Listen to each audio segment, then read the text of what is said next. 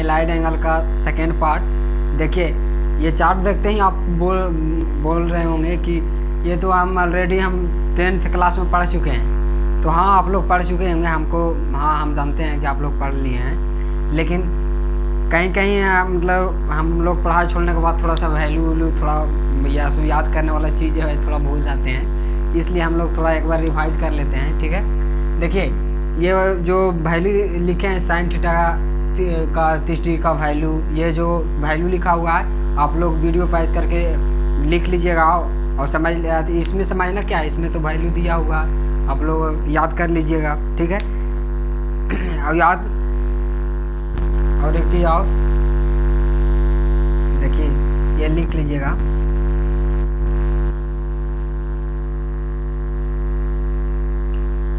देखिए तीनों आपस में इक्वल है, इसको कौन सा ट्रायंगल बोलते हैं? इसको बोलते हैं इक्विलेटरल ट्रायंगल। ठीक है, इक्विलेटरल ट्रायंगल बोलते हैं इसको, जिसको तीनों जो साइड होता है आपस में इक्वल होता है। देखिए मान लीजिए सपोज हम इसको 2x मान लिए, ठीक है, तो ये भी 2x होगा, ये भी 2x होगा, और इसको हम लैम्ब डाल देते हैं। देखिए लैम्ब डालें तो ये दो भाग में डिवाइड हो गया, यानी दो भाग में डिवाइड हुआ तो यानी 2x है, तो दो बाती बार में डिवाइड हो गया, तो यानी कि 2 से इसको डिवाइड दे सकते हैं, तो x बता यानी x + x। ठीक है, तो यहाँ से यहाँ जो आपका हो जाएगा x हो जाएगा। ये वैल्यू को निकालने के लिए ऐसे हम कर रहे हैं। ठीक है, यहाँ 90 डिग्री का आपका एंगल बन रहा है। ठीक है, अब ये जो आपका हो गया 60 डिग्री हो गया, अब ये आपका 30 डिग्री हो गया। तो आप लोग ये पढ़ चुके हैं राइट एंगल ट्रायंगल के बारे में, आप लोग 10 में पढ़ चुके हैं। देखिए 90 डिग्री होता है और ये होता है कुछ ये परपेंडिकुलर होता है, ये बेस होता है और ये हाइपोटेन्यूज होता है। ठीक है, तो ये देखिए यहाँ पर x दिया हुआ है, ये x दिया हुआ है, जो हमको बेस जो है हमको पता है, और ये देखिए ये होगा 2x, ये भी हाइपोटेन्यूज जो है वो भी पता है, तो हमको परपेंडिकुलर निकालना है। तो ये तो ऑलरेडी आप लोग जानते होंगे, 10 में पढ़ चुके हैं। ये बच्चे होता है यानी कि इसका स्क्वायर करेंगे, ठीक है, और x का स्क्वायर करेंगे, यानी कि कितना आएगा 4x² - x²। ठीक है, √3x² हो जाएगा, तो यानी कि x बाहर हो जाएगा और √3 बच जाएगा, तो यानी इसका जो वैल्यू आ गया कितना आ गया x√3।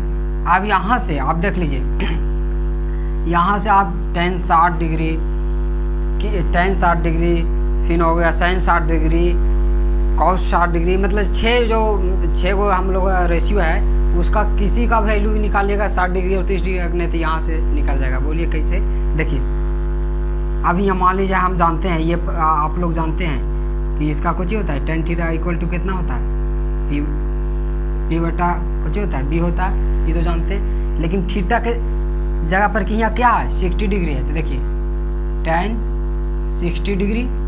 ठीक है, और ये सामने वाला थीटा के जो सामने वाला होता है वो क्या होता है? परपेंडिकुलर होता है, ये आप लोग 10 में जानते हैं। ठीक है, तो इस थीटा के सामने क्या है हमारा? ये p है, यानी कि x√3 है। ठीक है, और कह रहा है बेस, तो बेस यहाँ कितना दिया हुआ? x दिया हुआ, x देखिए x लिखें, x से x अथी हो गया, कट गया, तो आपका बच गया √3। ये √3 आ गया आपका tan 60 डिग्री का वैल्यू होता है √3। ये आप लोग को 10 में पता होगा। ये जो होता है sin थीटा cos थीटा, और ये हुआ आपका tan थीटा, ये आपको पता होगा कि इसका p/h होता है, b/h होता है, इसका होता है, इसका होता है p/b।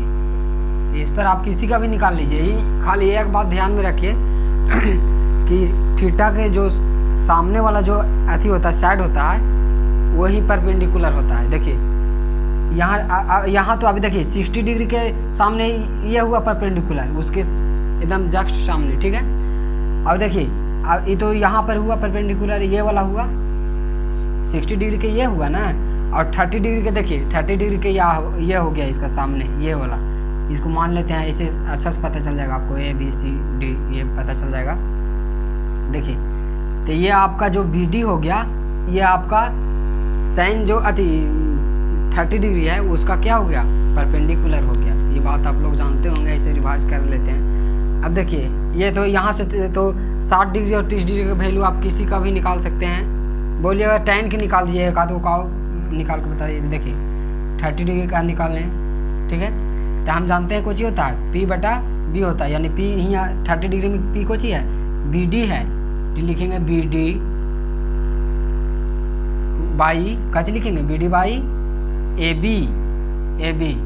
देखिए तो BD कितना दिया हुआ है, BD दिया हुआ है आपका कुछ ही x दिया हुआ है, और ये जो है AB जो दिया हुआ है आपका 2x दिया हुआ है, यानी कुछ हो गया 1/2।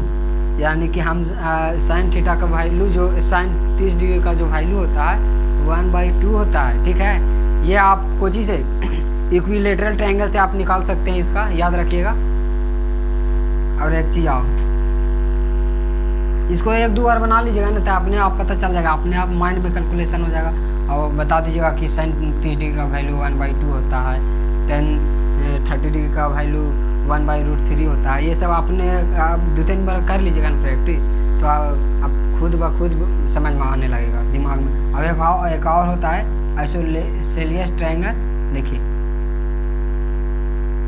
ये जो हुआ 2 साइड इक्वल होता है। देखिए तो 2 साइड जो आपको मान लीजिए ये x है, ठीक है, तो ये भी x होगा इसको, ठीक है।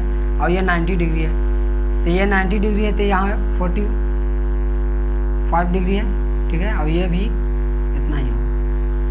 तो देखिए ये जब हमको P पता है, परपेंडिकुलर पता है x है, और B हमको जब पता है x है, तो हमको यहाँ से h नहीं निकाल सकते हैं। h कुछ ही हो जाएगा, x√2 हो जाएगा। बोलिएगा कैसे? देखिए x का स्क्वायर आप लोग जानते हैं, h बराबर, देखिए ये हुआ ना, तो कुछ ही हुआ 2x², x बाहर हो जाएगा, x√2 लिखिए चाहे √2x लिखिए, बात दोनों सेम है, ठीक है। यहाँ तक तो समझ में आ गया होगा। तो देखिए यहाँ से आप tan 45 डिग्री sin 45 डिग्री का वैल्यू निकाल सकते हैं। देखिए tan 45 डिग्री, तो tan 45 डिग्री कुछ ही यहाँ देखिए x√2 लिख दीजिए, ठीक है। देखिए ये होता है, हम कुछ ही बताएंगे, थीटा के जो सामने होता है वो क्या होता है, परपेंडिकुलर होता है, याद रखना। तो ये थीटा के सामने आपका ये x यानी AB लिखेंगे, AB बाई पची P/, क्या होता है B, यानी कि परपेंडिकुलर बाई बेस, तो BC हो गया आपका, ठीक है। ये BC हो गया, यानी कि यहाँ पर क्या हो जाएगा, AB आपका दिया हुआ x और BC भी आपका x है, यानी कि x से x कट गया, यानी कि अब आ गया आपका, यानी tan 45 डिग्री का वैल्यू कितना होता है, 1 होता है। आप sin 45 tan 45 अभी बोल निकाल सकते हैं, यहाँ पर निकल जाएगा, आपको कोई दिक्कत नहीं है। देखिए sin 45 डिग्री यहाँ से निकाल सकते हैं। देखिए अब हम ये बोले थे कि परपेंडिकुलर जो सामने वाला जो थीटा के जो सामने वाला होता है वो परपेंडिकुलर होता है। देखिए sin 45 डिग्री कर रहा है, यानी कि AB परपेंडिकुलर बाई कुछ ही होता है हाइपोटेन्यूज, देखो AC होगा, ठीक। AB हमको दिया हुआ है x और AC कितना दिया हुआ है, x√2, इसे ही कैंसिल हो गया, यानी कि 1/√2 आपका हो गया आंसर। ये जो आपका sin 45 का वैल्यू है, ये यही चार्ट में लिखा हुआ था, उसी को हम बताना चाह रहे हैं, ठीक है। ये तो आपको समझ में आ गया होगा कि sin 30 degree, sin 45 degree, sin 60 degree, चाहे कोई भी हो, जो 6 को हम जो रेशियो पढ़े हैं उसमें किसी का भी निकाल सकते हैं, वैल्यू निकल जाएगा, आपको कोई दिक्कत नहीं है। यहाँ तक तो समझ में आ गया होगा, ठीक है। अब देखिए, अब हम लोग जो कल फार्मूला किए थे उस पर कुछ मैथ है, हम लोग आती क्वेश्चन है, वो देखिए हम लोग क्वेश्चन कर लेते हैं कुछ। cos 480 है, cos 480 डिग्री, ठीक है। बोलिएगा सर ये तो हम 10 में नहीं पढ़े हैं, तो ये हम इसलिए एलाइड एंगल बता रहे थे कि ये एलाइड कहने का मतलब 90 डिग्री का जो मल्टीपल में है उसको तोड़ के और डिवाइड मतलब तोड़ के उस तरह से और इसको हम लाएंगे। देखिए आप कैसे इसका कर रहे हैं। देखिए अभी हम कितना देंगे 0, 90, 180, 270, 360 डिग्री इसके पार्ट में हम तोड़ सकते हैं इसको। अगर जैसे हमको मतलब अच्छा सुविधा है वैसे उस तरह से कर सकते हैं। देखिए यहाँ देखिए कॉस है कितना 90 डिग्री का मल्टीपल में होना चाहिए, लेकिन देखिए 360 डिग्री प्लस 120 डिग्री। देखिए आप 480 डिग्री का आप ऐसे भी लिख सकते हैं 360 डिग्री प्लस 120 डिग्री। लेकिन आप बोलिएगा कि 360 और 120 क्यों लिखे सर, और दूसरा क्यों नहीं हो सकता? नहीं हो सकता है क्योंकि हम लोग ये जो टॉपिक पढ़े हैं उसमें एलाइड एंगल है, और एलाइड एंगल के ही ये जो मल्टीपल होना चाहिए उसका सम हो या डिफरेंस हो वो 90 डिग्री का मल्टीपल में ही होना चाहिए। देखिए ये 90 डिग्री का मल्टीपल नहीं है। देखिए इसलिए अब आप समझ में आ जाएगा कि कहाँ पर कैसे हो रहा है इसे। ठीक है, ये तो आपको समझ में आ गया होगा। देखिए अब ये आपको बता चुके हैं हम कि कॉस 360 डिग्री प्लस थीटा क्या होता है। 360 डिग्री पर वैल्यू जो है उसका क्या होता है, चेंज क्या करता है, नहीं करता है। ये आपको हम बता चुके हैं। ठीक है, तो यानी कि चेंज नहीं कर, जो रेशियो है वो चेंज नहीं करेगा आपका। ठीक है, तो ये काची हो जाएगा आपका साइन कॉस थीटा के कॉस थीटा ही होगा, कॉस्ट के कॉस ही होगा, और थीटा में कुछ जुट रहा है। ठीक है, तो जुट रहा है तो ये आपका कौन सा क्वाड्रेंट आ गया, थीटा में कुछ जुट रहा है तो कौन सा क्वाड्रेंट, फर्स्ट क्वाड्रेंट। तो फर्स्ट क्वाड्रेंट में हम जानते हैं कि ये जो थीटा होता है वो 6 गो जीरो सी होता है, वो सारा का सारा क्या होता है, पॉजिटिव होता है। ठीक है, तो इसलिए यहाँ पर थीटा के जगह पर कितना दिया हुआ है दोस्त, थीटा के जगह पर दिया हुआ है 120 डिग्री। ठीक है, तो ये आपका 120 हो गया। ठीक है, अब बोलिएगा कि 120 डिग्री का भी हमको वैल्यू नहीं पता। तो ये देखिए ये मतलब एलाइड एंगल के ही रूप में हम तोड़ेंगे, लेकिन बड़ा से हम छोटा छोटा के रूप में लाते जाएंगे, न कि तो जितना मन होगा वो वहाँ पर वैल्यू रख देंगे, वो वैसे नहीं होता है। यहाँ पर एलाइड एंगल के रूप में हम तोड़ेंगे। ठीक है, तो कॉस यहाँ पर देखिए 90 डिग्री प्लस 30 डिग्री, ये भी है कि नहीं, ये भी एलाइड एंगल का ही एक रूप है। देखिए है ना, 90 का मल्टीपल है। ठीक है, हम जानते हैं कि 90 का मल्टीपल जो होता है सम या डिफरेंस रहता है उसका, तो एलाइड एंगल कहते हैं हम लोग। ठीक है, एलाइड एंगल हम लोग जानते हैं। ठीक है, देखिए ये एलाइड एंगल है, आपको बता चुके हैं हम कि कॉस 90 डिग्री प्लस थीटा कुछ होता है, 90 डिग्री पर थीटा का जो वैल्यू है वो क्या होता है, चेंज कर जाता है। ठीक है, देखिए तो कॉस थीटा यानी कि ये चेंज हो जाएगा, तो कॉस थीटा को हम कोई के रूप में चेंज करेंगे, सेक थीटा के रूप में नहीं, सेक थीटा के रूप में नहीं होता है, ये होता है आपका साइन थीटा के रूप में। ठीक है, तो कॉस को साइन लिख देंगे, और 90 डिग्री में कुछ जुट रहा यानी कि आपका चल गया सेकेंड क्वाड्रेंट। तो सेकेंड क्वाड्रेंट में आपका जो कॉस होता है वो आपका क्या होता है, नेगेटिव होता है, इसलिए इसके पहले क्या लगा देंगे, नेगेटिव लगा देंगे। ठीक है, और थीटा की जगह पर थीटा रहने देंगे, कोई दिक्कत नहीं। अब देखिए यहाँ पर थीटा की जगह पर क्या दिया हुआ, थीटा की जगह पर आपको दिया हुआ है 30 डिग्री। ठीक है, तो यहाँ पर लिख देंगे क्या, देखिए यही वाला ही लिखेंगे। देखिए 30 डिग्री, कोई दिक्कत नहीं। तो हम जानते हैं यहाँ पर अभी वैल्यू इसलिए बताए थे, इसलिए रिपीट करवा दिए थे, हम रिवीजन करवा दिए थे कि ये यहाँ पर वैल्यू आपका ज़रूरत पड़ रहा है। ठीक है, नहीं जानते तो वो गलती हो जाता। ठीक है, देखिए तो साइन के पहले क्या नेगेटिव है यानी कि माइनस है, तो वो माइनस का चिन्ह रहेगा ही रहेगा।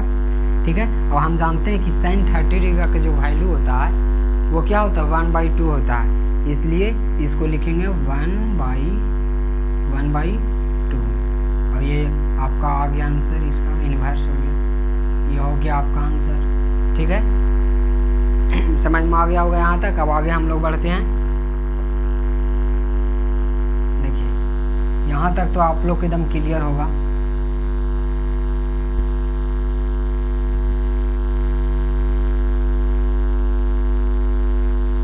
अब कॉट 135 डिग्री का वैल्यू हम निकालते हैं, माइनस कॉट -135 डिग्री। इसको भी आप लोग अपरिचित होंगे, क्योंकि आप लोग नहीं जानते होंगे, क्योंकि ये 10 में आप लोग है नहीं था। देखिए तो यहाँ हम लोग पढ़े हैं लाइट एंगल के रूप में तोड़ने के लिए, तो हम लोग तो जानते हैं। देखिए ये बता चुके हैं हम कि cos minus theta, cos minus theta ये क्या हुआ, क्लॉज वाइज डायरेक्शन। तो क्लॉज वाइज डायरेक्शन में हम बता चुके हैं क्या होता है, ये कुछ थीटा में कुछ घट रहा है, यानी कि आपका आगे कौन सा क्वाड्रेंट, फोर्थ क्वाड्रेंट। तो फोर्थ क्वाड्रेंट में हम जानते हैं कि साइन और कॉस क्या होता है, साइन और कॉस नहीं, कॉस जो सेक होता है वो पॉजिटिव होता है आपका, बाकी सारा का सारा नेगेटिव होता है। तो इसलिए यहाँ पर लिखेंगे कोजी थीटा के जगह पर क्या, सॉरी ये कॉट थीटा हो गया आपका, कॉट माइनस थीटा। ये आपका फोर्थ क्वाड्रेंट में क्या होता है, नेगेटिव होता है, इसलिए यहाँ पर नेगेटिव लगा देंगे इसके पीछे, ठीक है। देखिए यहाँ पर 135 डिग्री है तो यहाँ पर माइनस होगा, यहाँ पर बता चुके हैं, ठीक है। और 135 डिग्री थीटा का जगह पर है, तो इसलिए यहाँ इतना लिखे, ठीक है।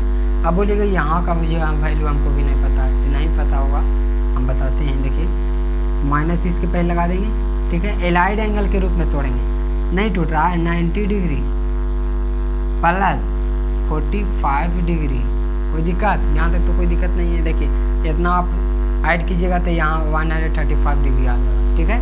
देखिए तो हम जानते हैं कि कॉट 90 डिग्री प्लस थीटा क्या हो जाता है, क्या होता है 90 डिग्री पर जो वैल्यू होता है चेंज कर जाता है, ठीक है।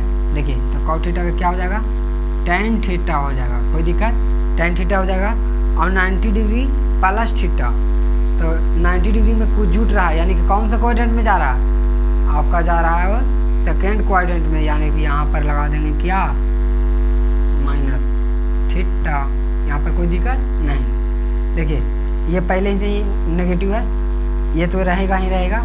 अब यहाँ पर क्या हो जाएगा, -tan 45 डिग्री, कोई दिक्कत, tan कॉट का उल्टा का हो गया, इन्वर्स हो गया, ठीक है। यहाँ तक तो पता होगा। अब देखिए हम जानते हैं कि इसका वैल्यू जो होता है tan 45 डिग्री का जो वैल्यू होता है क्या होता है, 1 खाली होता है, -1, इसलिए इसका आंसर जो आएगा आपका 1 आएगा। कोई दिक्कत, यहाँ तक तो कोई दिक्कत नहीं